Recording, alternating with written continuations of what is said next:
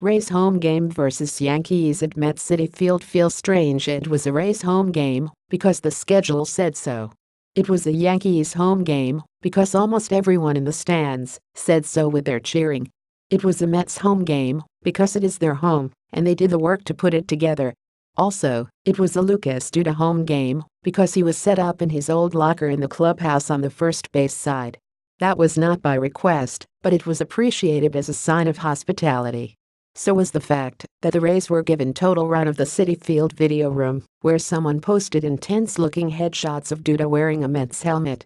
Most of all, it was unusual, what with the Rays having been displaced from Tropicana Field because of Hurricane Irma and sent by Major League Baseball to Queens for a 3-game home series.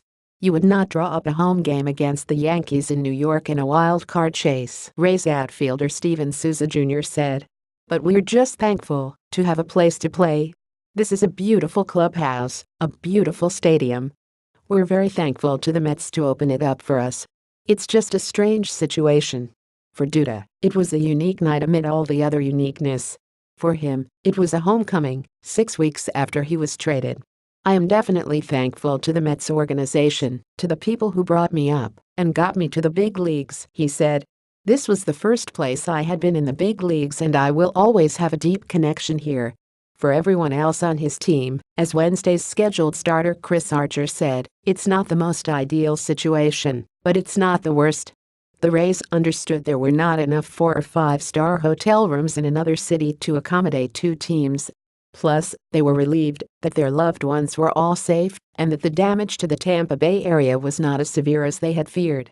Players had speculated that the dome at Tropicana Field might blow off.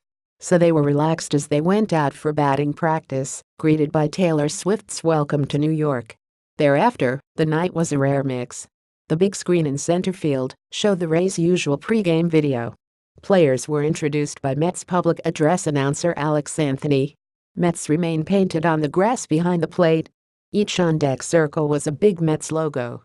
Otherwise, it was all Yankees. Their fans just about filled the lower bowl. The top 2 decks were closed.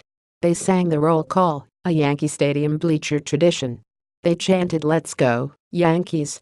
They roared when Todd Frazier smacked a 3-run homer in the 5-run fourth.